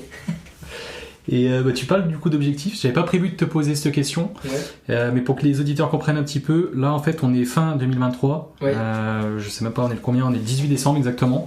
Je pense que le podcast sortira peut-être courant janvier, courant février, je sais pas exactement, mais je voulais te poser la question, ça m'est venu.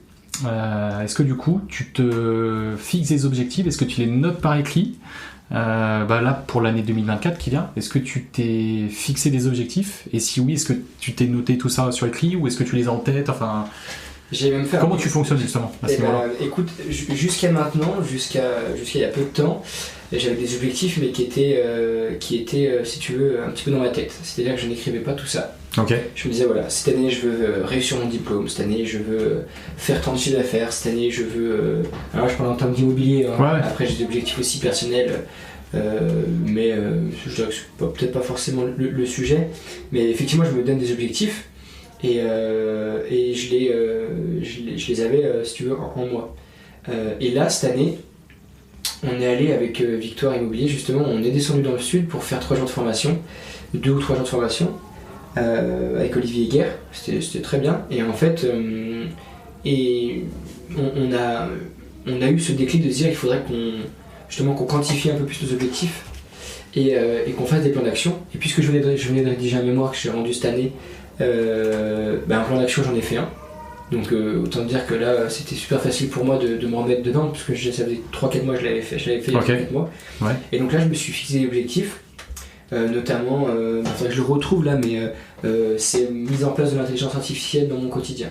D'accord, ah ouais, hyper intéressant. Ouais. Ouais. Et en fait c'est super intéressant parce que tu vois j'étais avec un ami à Dubaï, là, mon meilleur ami Olivier, qui lui travaille là-bas en tant que business developer chez Nicomatic, et il essayait de me convaincre sur l'intelligence artificielle, notamment ChatGPT. Moi je disais mais non, parce que tu perds un petit peu justement tout l'argumentaire, tu perds la réflexion, l'analyse et tout. Et en fait en me mettant dessus, et je me suis dit que ça pouvait être génial sur certains points d'assistanat. Et par contre, je pense qu'il faut mettre un point d'honneur à la formation du personnel avant l'utilisation de l'intelligence artificielle. C'est-à-dire qu'il faut être une machine de guerre, entre guillemets, dans ton domaine, hein, pas que l'immobilier, dans ton domaine à toi, oui. Pour après mettre en place l'intelligence artificielle. Parce que si tu réfléchis pas aux stratégies et que c'est lui qui te les propose, tu vas pas les apprendre parce que tu vas pas les appliquer. Okay. C'est ce que je veux dire. Ouais, je vois tout à fait, ouais. Justement, il faut appliquer un petit peu et réfléchir et mettre en place tes stratégies, ton analyse avant de te dire je vais utiliser l'intelligence artificielle. Et de toute façon, ce qu'il faut comprendre, et ce que j'ai compris il y a peu de temps avec l'IA, c'est que l'IA, c'est bête et méchant. C'est-à-dire que plus tu vas lui donner d'informations, plus elle va pouvoir te répondre. Mais si même toi, t'es pas structuré dans ton métier, et que tu commences à lui demander des aides, tu dis ouais, j'ai reçu une offre négociée à moins de 10 000 €, est-ce que tu pourrais m'aider ?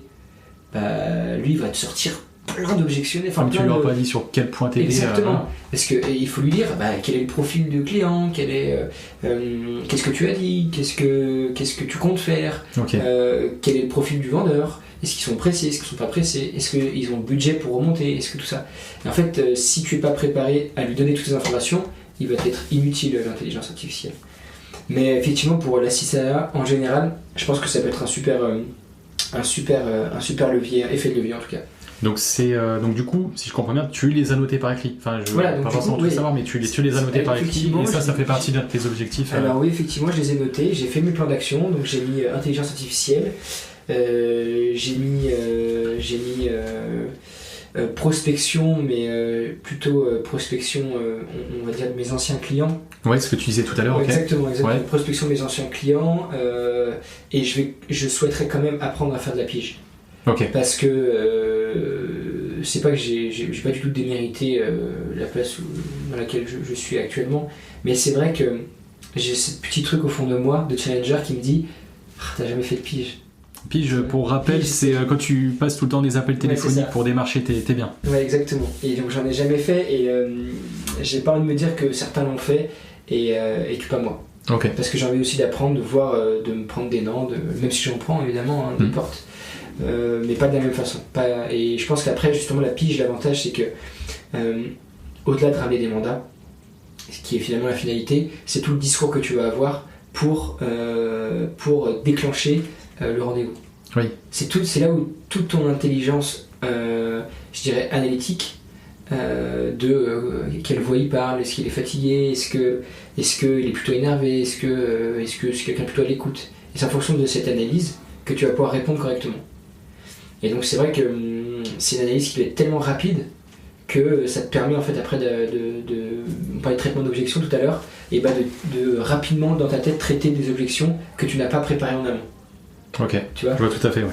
Voilà, donc il y a ça, et après je me rappelle plus ce que j'avais mis d'autre comme objectif, mais voilà, c'était intelligence artificielle, prospection client, après il y avait un objectif quantifié de chiffre d'affaires. D'accord. Évidemment. Et c'est déjà pas mal. Ok, mais ils sont voilà. En fait, c'est ce que je voulais savoir. Ils sont bien notés, tu les as écrits quelque part. Exactement. Et puis, j'avais fait mon plan d'action avec les objectifs. Donc le gros objectif intelligence artificielle, et après j'ai mis objectif spécifique. Okay. C'est-à-dire objectif spécifique, prendre l'abonnement. Objectif spécifique, être au clair sur l'intelligence artificielle à partir de février. Tu vois, c'est ça en fait. D'accord. Voilà. Ok, oui, et puis tu as fixé des deadlines et puis exactement. Et tout ce qui s'ensuit. Ok. Et puis du coup, j'avais une dernière question. Dis-moi. Qui peut être personnelle, mais après voilà, tu rentreras dans le détail si tu as envie ou pas. Mais pour terminer en fait ce podcast, j'aimerais savoir pour toi, réussir sa vie, c'est quoi ? Enfin, toi, quels sont tes critères et vers quoi tu aimerais tendre du coup à la fin de ta vie ? Après, voilà, libre à toi de rentrer dans le détail ou pas, mais pour toi, réussir sa vie, c'est quoi ? Ah bah c'est la meilleure question là. C'est la meilleure question pour moi. Alors réussir sa vie, déjà je pense que c'est le moment où on va sortir un peu du contexte immobilier, etc. C'était un petit peu le but du podcast, mais je pense sincèrement que déjà réussir sa vie c'est très personnel. En fonction de qui tu es, d'où tu viens, où tu habites, etc. T'as des gens, ils vont être très heureux avec par exemple simplement entouré de leur famille. T'en as qui vont être très heureux d'avoir plein de matériel. Et donc moi personnellement c'est vraiment les autres, c'est-à-dire que chaque personne qui est avec moi, mange avec moi ou autre, et ben soit content d'être avec moi. C'est super important. Je trouve que avoir tu vois, une image de quelqu'un qui veut faire du bien tout le temps. Tu veux être quelqu'un de bienveillant. Bienveillant, exactement. Quelqu'un de bienveillant, c'est vraiment très important pour moi. Par exemple, t'as beau avoir 100 personnes qui vont me dire ouais, t'as fait du super job. S'il y en a une qui me dit ça s'est très mal passé, et ben je veux beaucoup plus penser à ça s'est très mal passé que les 100 positifs, tu vois. Et donc c'est très important pour moi que les gens autour de moi, j'ai une influence positive pour eux. Je veux vraiment avoir ce rôle-là de la personne qui est bien dans sa vie et qui doit en faire profiter les autres. D'accord. Je veux vraiment tirer les autres vers le haut. Je dis pas que je vais être leur papa ou leur maman ou oui, autre, pas un guide, frère, je suis pas un guide, quoi, mais tu vois, si je peux aider quelques personnes autour de moi, c'est avec plaisir. J'ai cette chance-là dans ma vie d'être souvent heureux. Je suis très rarement malheureux, très très rarement. Donc si je peux en faire profiter les autres, autant le faire, parce que sinon c'est grâce à tous ceux qui sont autour de moi que je suis aujourd'hui heureux. Donc il faut maintenir ce cercle-là. Après il y a réussir ma vie, évidemment. Donc là on a parlé un petit peu des amis, mais c'est réussir sa vie amoureuse aussi. Ouais. J'ai une copine là depuis 3 ans, coucou Gabriel. et c'est vrai que tu vois, on essaie de se fixer des objectifs d'amoureux, quoi. C'est-à-dire il faut qu'on voyage, je sais pas, 2-3 fois par an tous les deux, il faut qu'on se fasse ça, il faut se fixer des projets en fait. Fixer des projets ensemble, quoi. C'est pas que des projets professionnels ou autres, c'est vraiment des projets ensemble, donc ça c'est important. Après il y a l'entretien de la famille aussi. Comme je te disais tout à l'heure, je n'avais pas conscience quand j'étais jeune de voir que ma famille c'était une superbe famille, et donc c'est un petit peu la continuité de la tradition, tu vois, mais c'est une bonne tradition. Il y a des traditions même françaises qui sont des fois un peu trop limites. Là la tradition de se dire il faut bien s'occuper de sa famille et il faut continuer, voilà, c'est justement en comparant et en voyant d'autres familles qu'on se dit la chance que j'ai, il faut absolument que je continue comme ça avec ma soeur, avec mes enfants, etc. Et après, vie professionnelle, là, il y a plein d'objectifs, mais... Oui, après c'est plus à l'instant T où tu veux faire telle ou telle chose, mais tu sais pas forcément... Ouais, là, ça va être déjà bien réussir sur les 3-4 prochaines années, augmenter de chiffre d'affaires, évidemment, chaque année, et après, pourquoi pas faire des projets de marchand de biens, faire des projets de création d'agences immobilières. Enfin, voilà, il y a vraiment... j'ai plein d'idées, mais pour moi, réussir sa vie, ça reste très personnel, en fonction de qui tu es. Et tant que tu es heureux et que tu n'embêtes personne autour de toi, c'est bon, tu vois. Ok, je vois tout à fait. Après, voilà, je posais cette question parce que c'est vrai que c'est propre, chacun a sa définition de la réussite de la vie. Il y en a, c'est qu'à travers le travail, il y en a, c'est qu'à travers le perso. Et du coup, je voulais mettre aussi un point d'honneur sur ce sujet-là, c'est que chaque personne que je vais recevoir, du coup, aura sa vision de la chose. Et en fait, moi, je veux voir un petit peu toutes les personnes que je vais interroger, quelle est leur vision. Et tu verras que chaque personne aura sa vision différente, justement. C'est ce qui est certain. Pour ma part, ça va être plus l'équilibre en fait entre toutes les choses. Tu vois, tu me dis, si demain tu me dis ouais, tu travailles 15 heures par jour et tu gagnes 300K par an, je te dis non, je m'en fiche. Vraiment, je m'en fiche. Par contre, tu me dis ouais, tu gagnes 25K par an et tu fais un super job que tu kiffes, je prends direct. Parce qu'en fait, tu vas passer le tiers de ta vie à travailler, à peu près, si tu ne pas. Enfin, tiers même plus. Donc, surtout de génération, ce sera plus que le tiers. Donc voilà, il faut absolument aimer son travail, c'est clair et net. Et pas le faire pour forcément l'argent, je trouve que. Parce que ça fait toute la différence. Si tu te lèves et tu te dis ouais, je vais faire de l'argent, mais en fait, derrière, tu vas oublier les qualités, tu vas voir les gens comme des chiffres, alors que c'est pas du tout. ma vision des choses. C'est pas ta vision des choses. Ok. Bon bah écoute, Alex, je te remercie pour cette interview. Je te remercie de m'avoir accueilli dans tes locaux. Et puis voilà, merci beaucoup. Bah, je t'en prie, merci. J'espère que l'épisode du jour vous a plu. Merci encore pour votre écoute. Je compte vraiment sur vous pour aller mettre une note 5 étoiles et un petit commentaire. Et on se retrouve dans 15 jours pour le prochain épisode. Salut!